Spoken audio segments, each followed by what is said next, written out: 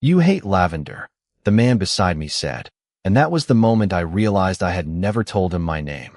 I turned so quickly that the champagne flute in my hand almost tipped, but the older guest only looked back at me with calm gray eyes, as if announcing a private fact about a stranger was perfectly normal wedding conversation. "Excuse me?" I asked. He glanced toward the lavender arrangements lining the aisle, then back at me. "The smell gives you headaches." My stomach tightened. Maybe it was a lucky guess. Maybe he had overheard me complain. Maybe there were reasonable explanations for things. And maybe I was absolutely not going to spend my best friend's wedding inventing a crime documentary in my head. I smiled carefully. "Have we met?" The man's expression changed for half a second. Not surprise. Something closer to regret. "Grant Sullivan," he said, offering his hand. "Ethan Parker." I replied automatically, then immediately wished I had not. His eyes softened. "I know." There it was. 2 words. Tiny words. Terrible words. I slowly lowered my hand. Grant was probably in his mid-40s, silver beginning to show at his temples, dressed in a dark charcoal suit that looked expensive without trying to announce it. He had the kind of quiet confidence that made people move around him without being asked. Normally, I would have categorized him as intimidating, handsome, and safely outside my personal business. Unfortunately, my personal business appeared to be exactly where he lived. "How do you know my name?" I asked. Grant looked toward the ceremony, where the bride and groom were laughing over something the officiant had said. "This is probably not the best place to explain. That is usually what people say right before making something much worse." A faint smile touched his mouth. "You still do that?" I stared. "Do what?" "Make jokes when you are nervous." My fingers immediately went to my left cuff. Grant's gaze dropped to the movement. "And you still adjust your sleeve when you want to leave a conversation." I stopped touching it like it had personally betrayed me. "No. Absolutely not. 1 detail was coincidence. 2 was strange. 3 was a pattern.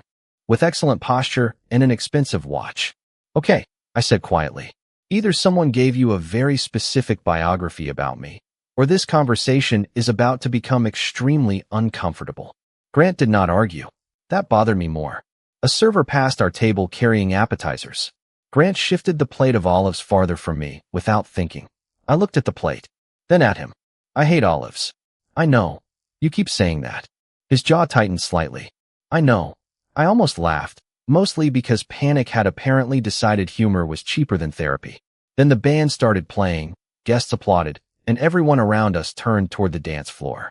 Grant leaned back, giving me space instead of moving closer. That should have reassured me. It did not.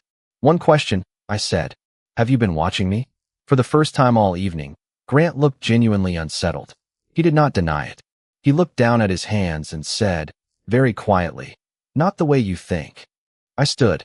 "That is not an answer." He lifted his eyes to mine. "No, Ethan, it is not." I should have walked away. I nearly did. Then Grant glanced toward the lavender centerpiece and said, "You still hate the smell of lavender, do you not?" This time, I heard something underneath the words. Not confidence. Memory. And suddenly the stranger sitting beside me did not feel like a stranger at all. He felt like someone who had been waiting for me to notice him. I stayed standing for 3 full seconds before realizing half the table was beginning to notice. Weddings were terrible places for emotional emergencies because everyone was already trained to look for drama. I sat back down, mostly because creating a scene at my best friend's reception would have guaranteed that somebody's aunt turned me into entertainment before dessert. Grant did not move. He kept his hands folded loosely in front of him, calm enough to make me suspicious all over again.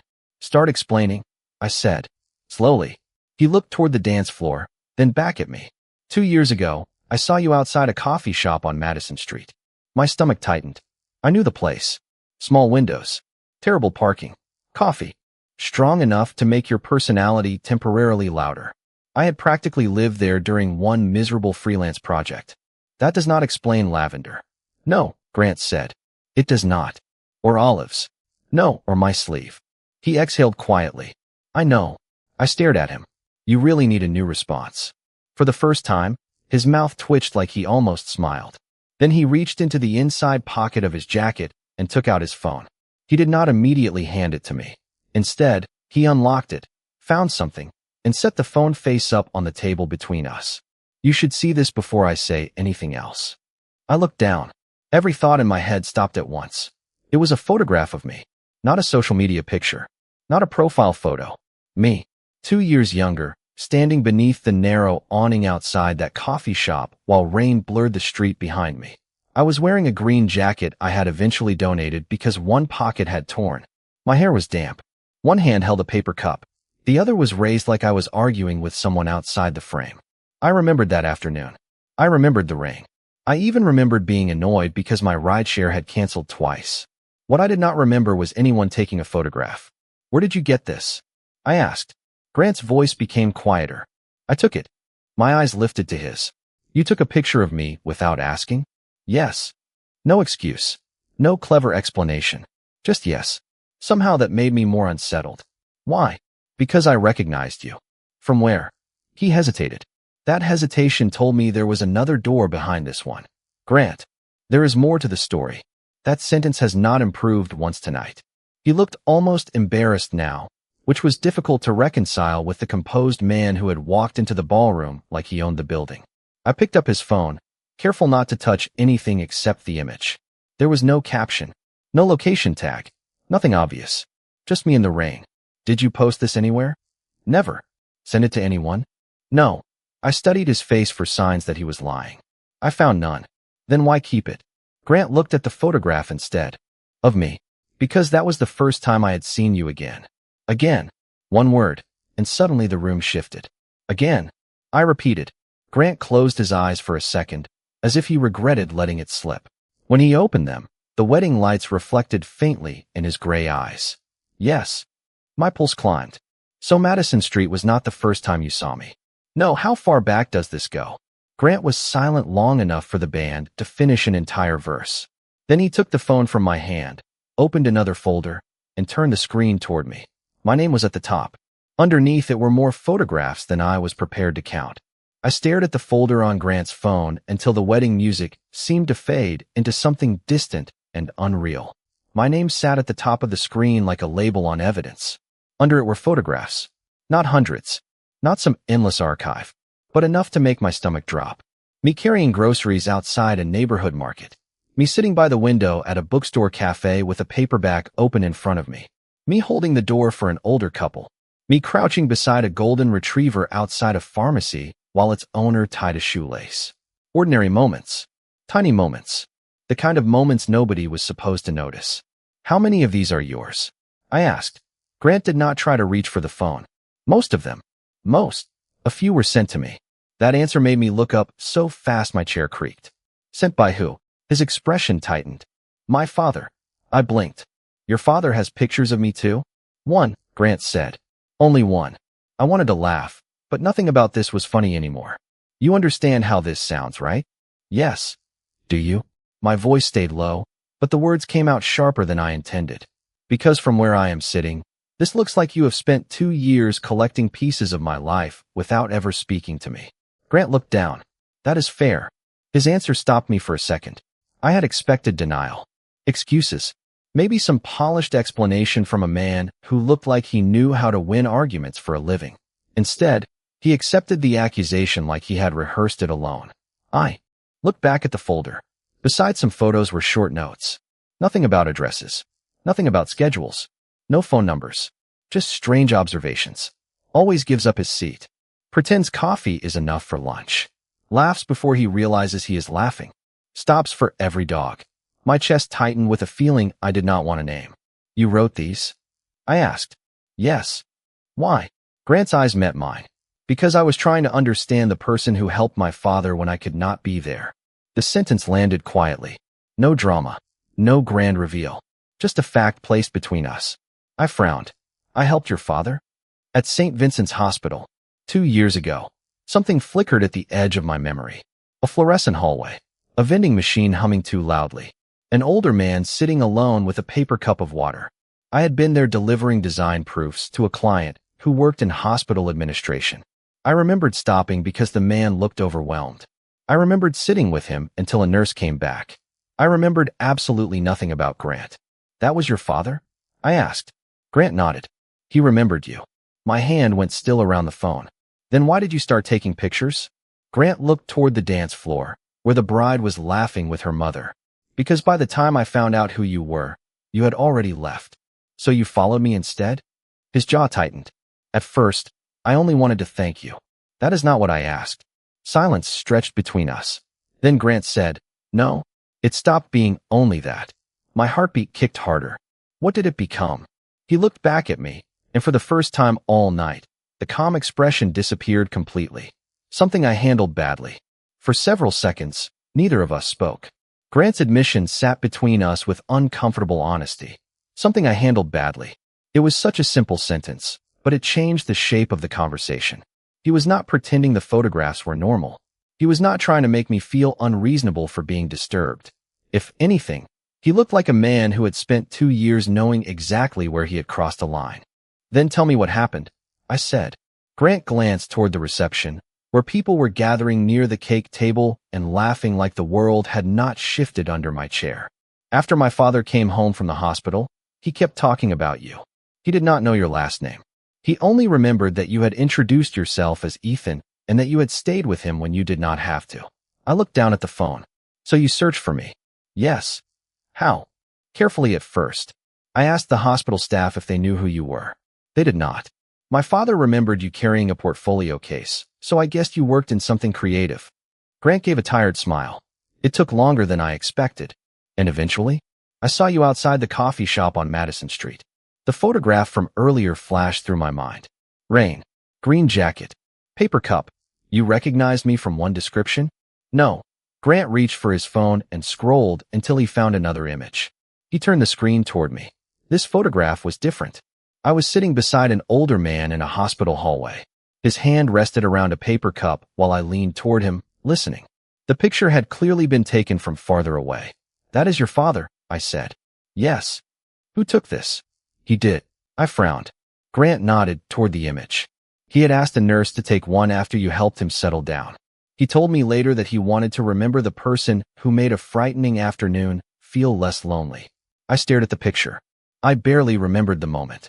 To me, it had been 20 minutes out of an ordinary day. To someone else, apparently, it had mattered. So when you saw me at the coffee shop, you knew. Immediately. And instead of walking over and saying thank you, you took a picture. Grant exhaled through his nose. Yes. That is an impressively bad decision. I agree. Despite myself, a small laugh escaped me. It surprised both of us. Grant smiled for less than a second, then became serious again. I told myself I would speak to you the next time I saw you. But you did not. No, why? His gaze moved away from mine.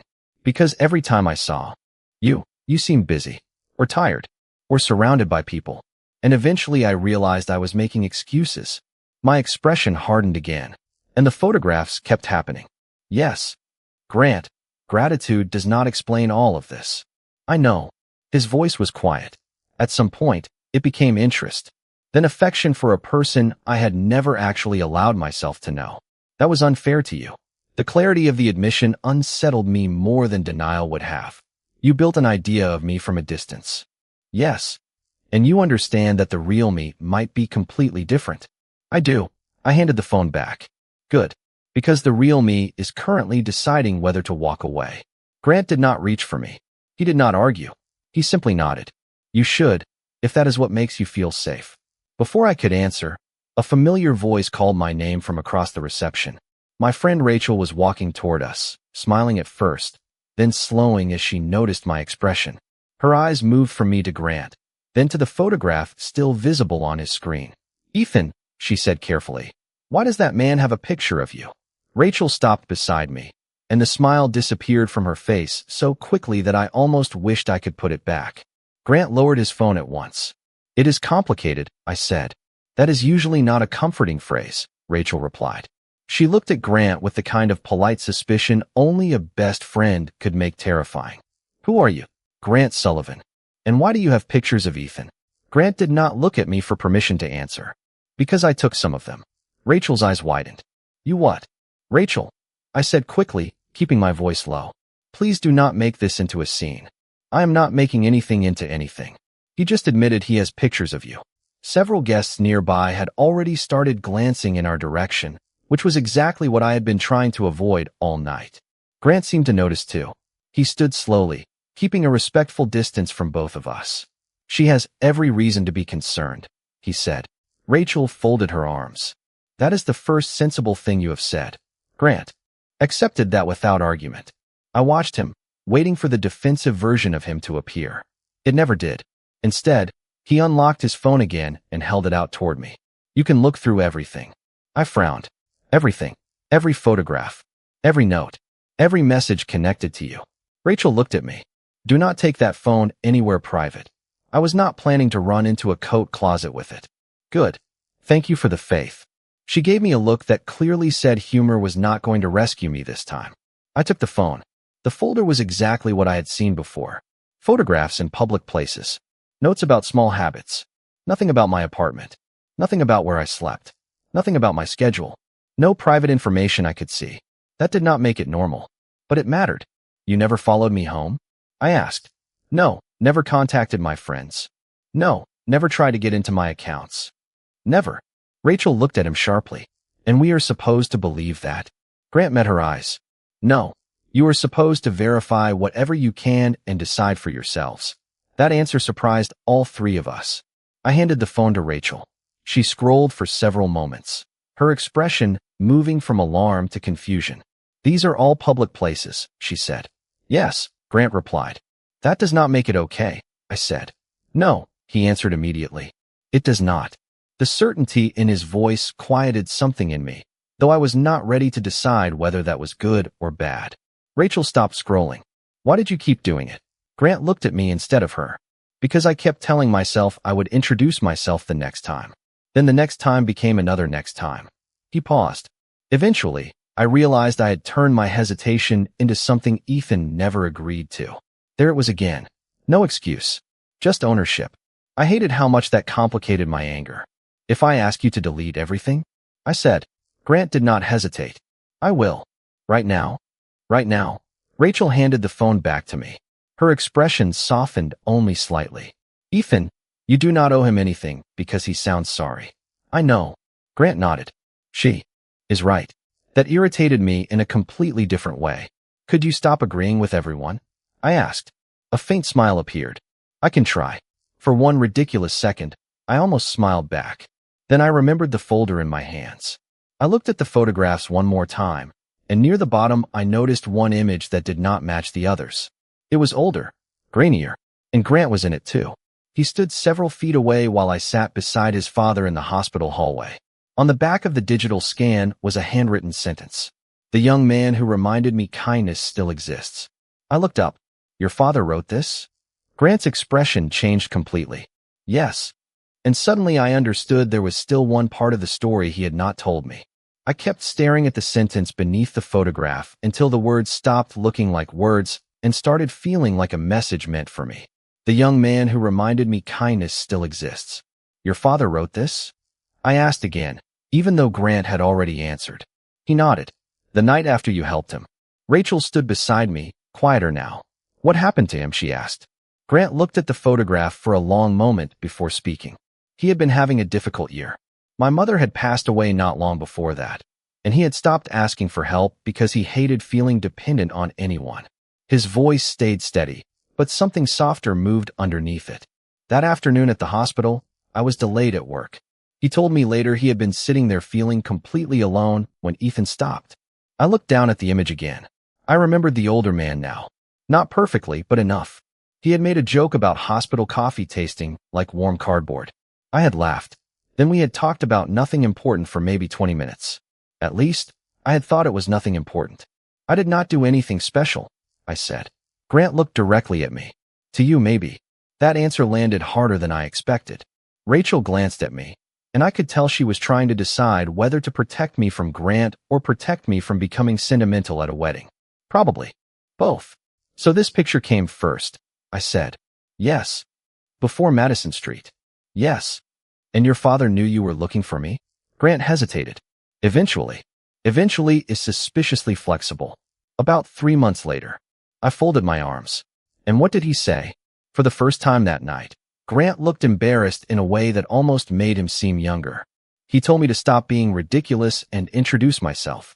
Rachel made a small sound that might have been a laugh. I looked at her. Do not encourage this.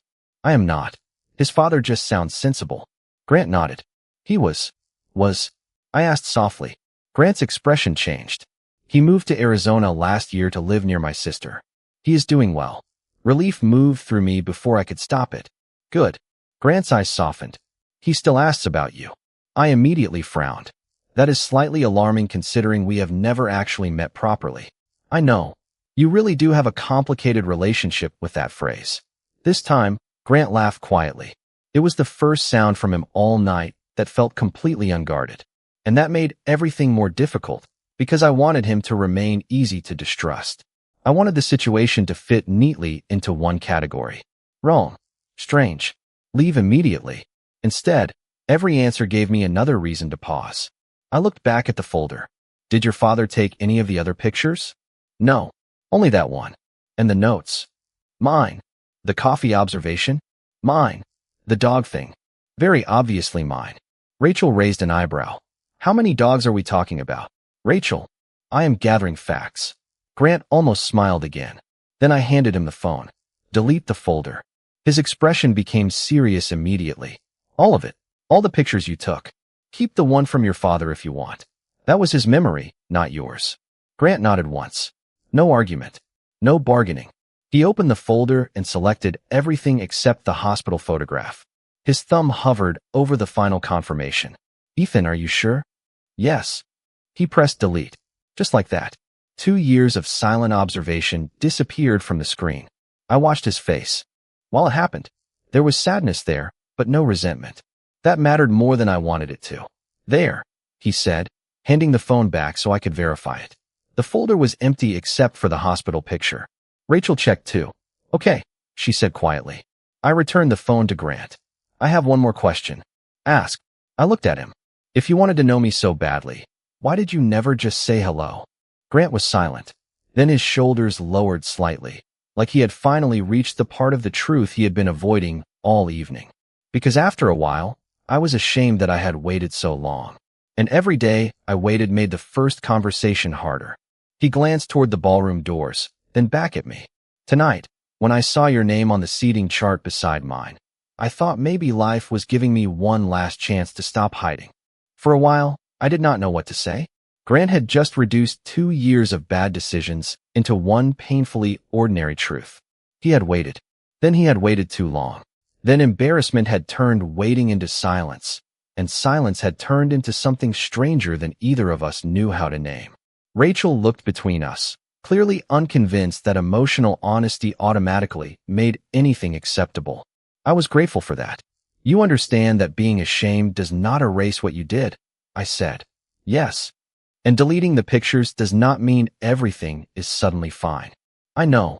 I rubbed my thumb against the edge of my cuff before realizing what I was doing. Grant noticed.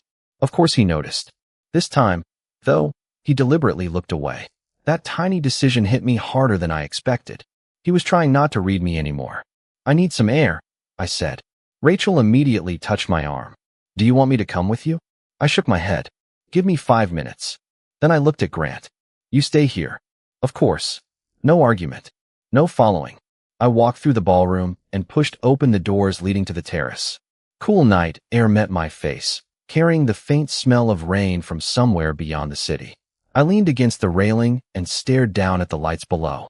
My brain felt like 12 browser tabs had opened at once, and at least 3 were playing music I could not locate. I was angry. That part was easy. Grant had watched me without permission. He had collected moments that belonged to my life. Even if they happened in public, even if he never followed me home, even if every note was strangely gentle, I had not agreed to become somebody's private archive. But underneath the anger was something more complicated. The hospital photograph kept returning to me. His father smiling beside me. The handwritten sentence. The fact that something I barely remembered had meant enough to another person that he carried it for 2 years. I hated that it mattered. I hated that Grant had listened when I told him to delete everything. I hated that he had not tried to manipulate me into forgiveness. It would have been much easier if he had. The terrace door opened behind me, and I turned sharply. Rachel stepped outside holding 2 glasses of water. Relax, she said.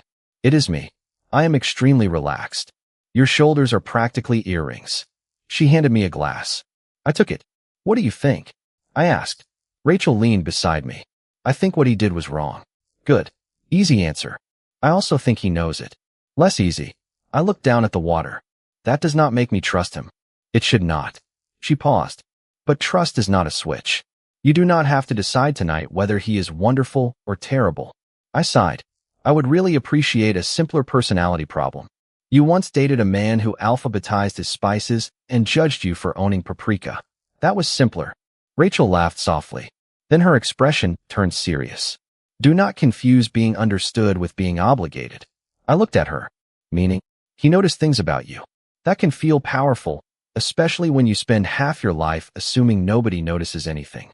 But you still get to choose what happens next. Her words settled into me slowly. That was the part one had been missing. Grant knowing me from a distance did not mean he actually knew me. Not yet. Maybe not ever. And I did not owe him the chance to change that. I finished the water and headed back. Inside, Grant was exactly where I had left him. He had not moved toward the terrace. He had not watched through the glass. He was talking quietly with an older guest, giving me space in a way that felt almost deliberate. When he saw me, he ended the conversation and waited. I walked over. I am still angry, I said. You should be. And I do not trust you. I understand. But I believe you are telling me the truth. Something shifted in his expression. Hope, maybe. Carefully contained. That is more than I expected. I folded my arms. Do not get comfortable. A faint smile appeared. I would not dare. I almost smiled back. Almost. Then I said, if we keep talking tonight, there is one rule. Name it. I held his gaze. You stop telling me what you already know about me. Grant nodded. Then what am I supposed to do? For the first time all evening, the answer felt simple. Ask. Grant looked at me for a moment, as if the word ask had somehow become more difficult than any conversation we had already survived. Then he nodded. All right. I waited. He adjusted the cuff of his jacket, and I almost laughed at the irony. Apparently, I was not the only person with nervous habits. What is your favorite place in the city? He asked. I blinked. That is your first question? I am trying to start somewhere safe. Fair. I thought about it. There is a little public garden near Riverside Avenue. It has terrible benches and too many pigeons, but I like it. Grant smiled. Why? Because nobody expects anything from me there. His expression softened, but he did not say, I knew that, even though I could practically see the effort it took. That mattered. Your turn, I said. What do you do when you are not secretly making terrible life choices? Grant laughed under his breath. Architecture. That is your job. You asked what I do. I am already learning that you are annoyingly literal. That seems unfair after one question. You have 2 years of observations. I get 1 free judgment. He accepted that with a small nod. Then I build model houses. I stared at him. Tiny houses. Scale models. For work? No. For myself. That answer surprised me enough to erase the smile from my face. Why? Because real buildings involve clients, budgets, regulations, meetings, and people changing their minds 12 times before lunch. Models stay quiet. I laughed. That is unexpectedly adorable. Grant looked genuinely startled. I am 44 years old. I do not think anyone has called me adorable in decades. Maybe you need better friends. We kept talking. Slowly. Carefully. And for the first time that evening, Grant learned things about me because I chose to tell him. I told him I worked as a freelance graphic designer and had recently started illustrating children's books on the side. I told him I hated crowded gyms, loved old mystery movies, and once drove 30 miles because a bakery review claimed they made the best cinnamon rolls in the state. Were they? He asked. Absolutely not. I am still emotionally recovering. That sounds serious. Thank you for respecting my pain. His smile came easier now.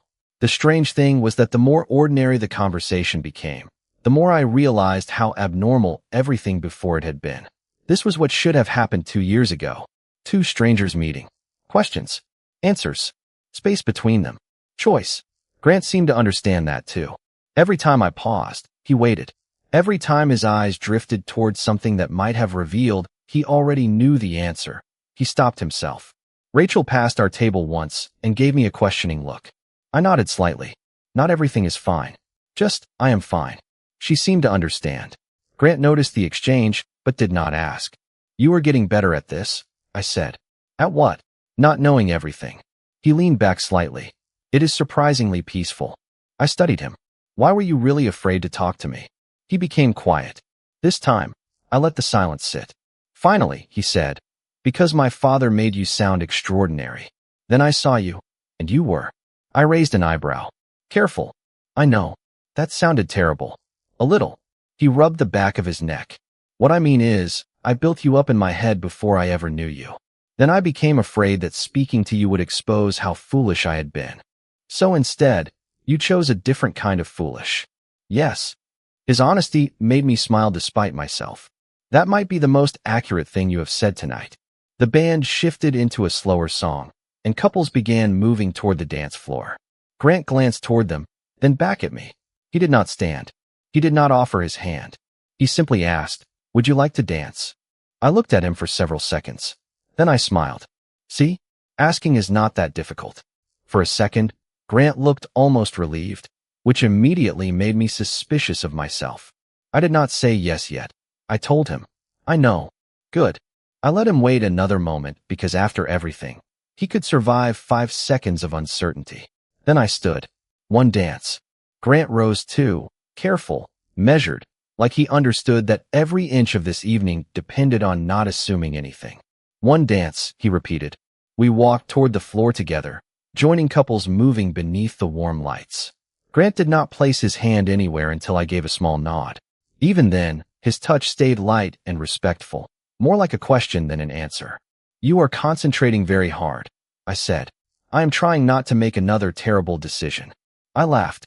That is probably a good long-term goal. We moved slowly with the music. Nothing dramatic. No sudden confession. No impossible promise. Just two people standing closer than they had before, with a lot of history on one side and almost no real history on the other. Somehow, that felt more honest. What happens after tonight? Grant asked. I appreciated that he asked instead of assuming. I go home. I expected that part. Then you go home. He smiled slightly. Also expected. And tomorrow, maybe nothing happens. His expression stayed calm, but I saw the disappointment flicker there. Maybe, he said. Or maybe I decide I want coffee. Grant looked at me more carefully. With me? Do not ruin it by sounding shocked. I am trying to understand the terms. There are terms. Of course there are. I lowered my voice. No pictures without asking. No showing up places because you happen to know I will be there. No collecting details about my life from other people. Agreed. And if I say I need space, you give me space. Agreed. You are very cooperative for someone who made this entire evening unbelievably complicated. I have had time to consider my mistakes. 2 years, apparently. That earned a quiet laugh. The song ended, and Grant stepped back immediately. No lingering. No trying to turn one dance into something it was not. That mattered, more than I wanted to admit. Later, when the reception began winding down, Rachel hugged me near the entrance and gave Grant one final look that promised consequences if he ever made me uncomfortable again. He seemed to understand the message perfectly. Outside, the air was cool and the street was quiet. Grant stood a few feet away while I waited for my rideshare. So, he said, this is goodbye. For tonight. His eyes lifted to mine. I pulled one of the small wedding cards from my pocket and borrowed a pen from the welcome table. I wrote my number on the back, then held it out. Grant stared at it, but did not take it right away. Are you sure? That is question number 1. Good start. He accepted the card carefully. What should question number 2 be? I thought about it, then smiled. Try something normal. My car pulled up. I opened the door, then looked back at him. And Grant. Yes. If you want to know something about me, ask me. He nodded. I will. I got into the car and closed the door. 5 minutes later, my phone buzzed. One new message from an unknown number. May I buy you coffee tomorrow? I stared at the screen longer than necessary before typing back. You may. And for the first time that night, being noticed did not feel like being watched. It felt like being asked.